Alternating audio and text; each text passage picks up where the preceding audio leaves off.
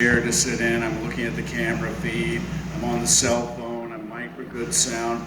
The first night, I was underneath a canopy in the rain about this big.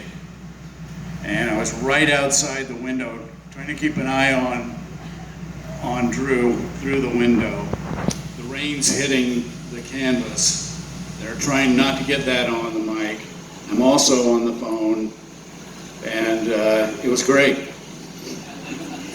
Just super fun. And I wasn't the only one in the rain. I keep telling people, when you watch the film again, look for the boyfriend taped to the chair and you'll see he's dripping. It's not sweat, it's rain, because real rain doesn't photograph. Yeah, my favorite part was David's apartment / hotel room after wrap. Yep. So what happens is that when you're early 20s and you get off work, a lot of times you want a beer. Well, when you get off work at 6 a.m., you can't go get a beer unless you go to David's hotel room / bar / funhouse.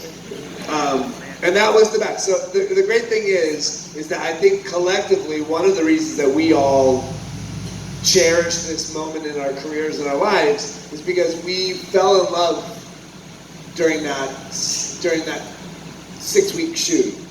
That we were together all the time, we ate dinner all the time, we hung out all the time, we were young and had enough money to feed ourselves and drink copious amounts of alcohol. And it was sort of there's freedom and this joy to that movie that none of us had before.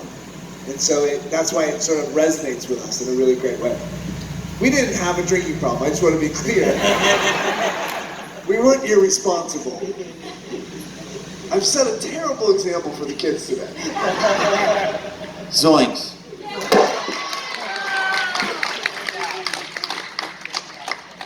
Yeah, you know what? I don't know if there is a specific. I suppose the final sequence of the movie I really enjoyed making.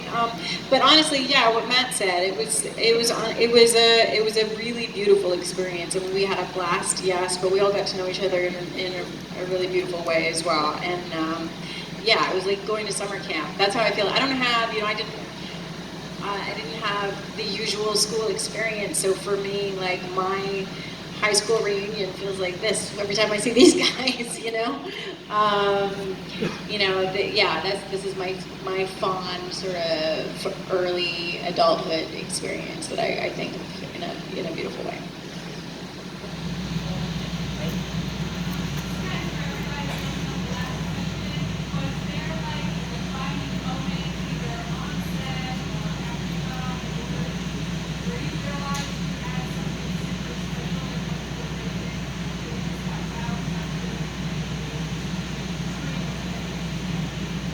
I think we knew it felt very dynamic. When we were shooting the scenes, they felt very, very dynamic. Nothing felt like it was falling flat. I don't know that you necessarily, are you getting a beer? Is that what's going on? Okay. That's awesome. You have power. What was I saying? My brain. Oh, yeah. You know what? We did. I do remember we were sitting around a fire at one point, and we had no idea that this was going to be the success that it was. I mean, we none of us were experienced enough yet to really know whether it would do well or not. But we did look at each other and say, "Do you think there would be like a Halloween costume? Do you think that's a possibility?" We're like, no.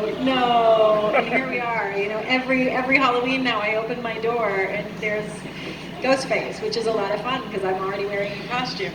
I can just go with Sydney every year. So I think we had a sense, we knew it felt good, but it takes so much for something to be successful. The movie has to, even if it's a good movie, it has to come out on a weekend when not everybody's out in the sunshine or watching sports, or that they feel like going to the movie that weekend and they see it and then they tell their friends. I mean, a lot. The edit has to be good, the music has to be good, the studio has to be behind it. They have to advertise, promote it properly. There's so many things that have to go into it for it to work. So it's pretty miraculous when it does happen. So we were very, very, very lucky. It's a good reminder, actually, You know, everyone in Hollywood's trying to make great movies. Like every singer's out there trying to do the best they can. I just think it's always good to remember, like, nobody tries to suck. Just want to remind you as you tweet at me sometimes, I don't try to suck. I try to be epic. So does everyone else. I will say that the funny thing is the movie came out Christmas Day, whatever year that was, 100 years ago, and it didn't have a great box office return. It didn't do great opening weekend. And we ran into Wes and Marianne, and they're like, congratulations on the hit. I was like, well, wasn't that great? And they said, no, you don't understand. The exit polls were the best they'd ever seen, and they doubled Tell down them what in their that means, P&A. exit polls. So yeah, like, they ask you the question on the way out. It's like Rotten Tomatoes. Do you like it? Did you not like it? But they were the best numbers that Miramax had ever had. And like the history of exit polls, that it was like the second or third highest exit polls they'd ever seen. And they doubled down in P&A, and it became a $100 million movie. And it Like played 6 in weeks theaters later. for over a year too. Yeah. There you go.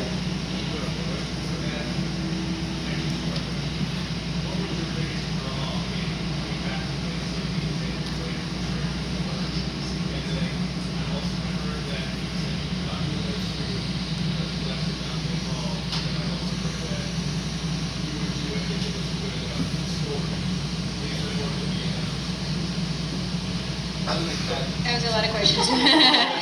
What was the first question again? Sorry. What is your... Oh, what made me come back to Scream 4? They're great films, and I was proud of them. And I knew that Courtney and David were going to come back, and that was really important to me. It was really important to me that Wes was going to be doing it. And I thought it would be a blast to go and revisit it. And I'm really glad I did, because I think we've managed to make another good film.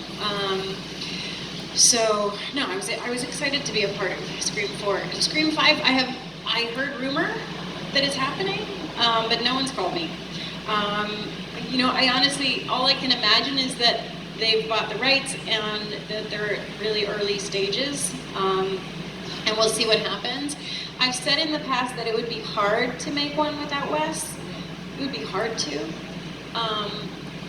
That doesn't mean impossible. I think it would really depend on what the vision was, whoever it is they decided to direct, that they are able to carry on Wes's vision in a respectful way, that they get it, that they understand. I don't know, it's a hard question. It's a really hard question. I don't know. It would depend on what comes, what they say and who they're thinking of, and have a conversation and see. Yeah. I am available. Listen, I love the movies. I love Sydney. It would be, obviously, I think I'd love to see another one. It would be fun to be a part of it.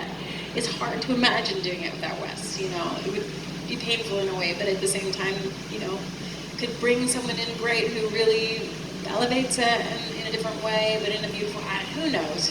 I don't know. And we have time for one more question.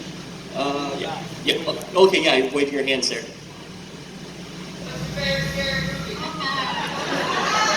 Scream, bro.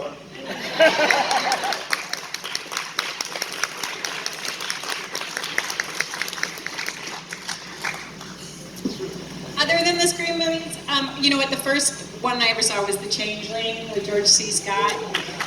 It's not one that a lot of people know about, that I imagine you guys know about. I think it's terrifying and really good, and was the reason I didn't watch horror films for another 10 years after that. It's brilliant. Oh, we can get one more in over there.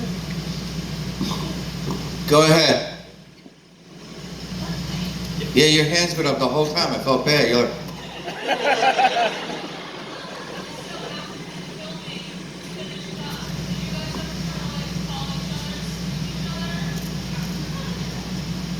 No. One more question. One more question. My man here. My man. You talked about working with John Waters. John Waters. Meet me afterwards. Last question. I'll tell you about it. He's weird. Last question. Yeah, Scream question. Yeah. So with the secrecy around the script for the second movie, and I know they were saying that the boyfriend is supposed to be the killer again, and the friend, that your roommate. How far into shooting did that get before they had to go into rewrite and things like that? For Ned, sorry. I don't remember.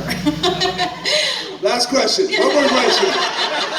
It was a long time ago. I don't know. You know, it was weird when we started doing the second one. They started putting these big burgundy lines in the middle of all the scripts so that they wouldn't get copied, and because there was a lot of things getting leaked, and there were some periods where they had to change the story. They actually put out fake pages in order to divert people from knowing what was going on. So there was a lot of that happening. There was a lot about secrecy, and on some of the films, some of the actors didn't know who the killer was at the end.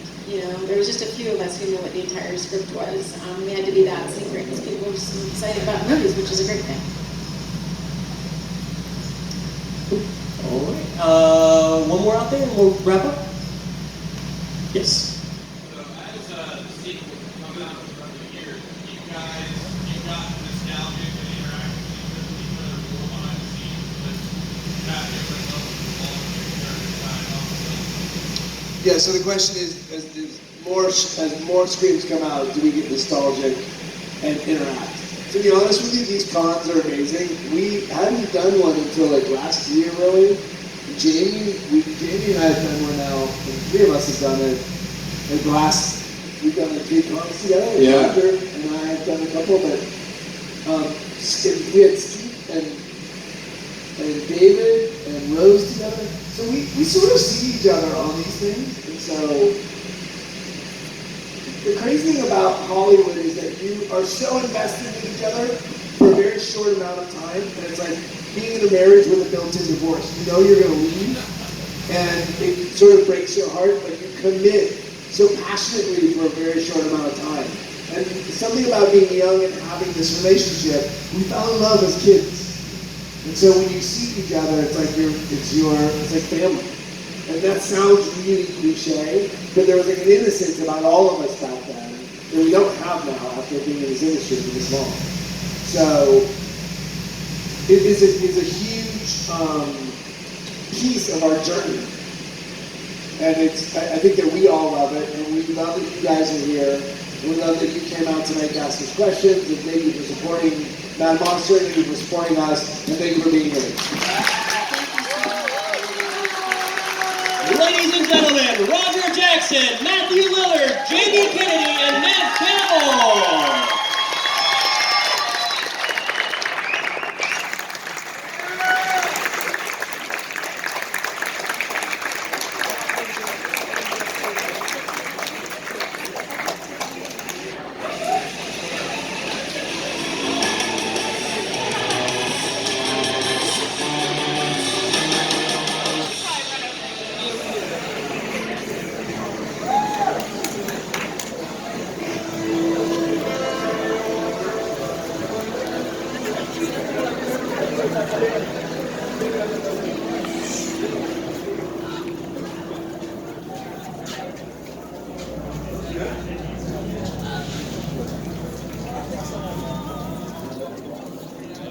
If I'm ever in town, I want to see you guys again. Okay.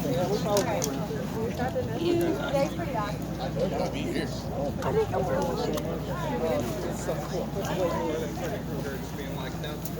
Hey, let's do it. You had a good time? Yeah.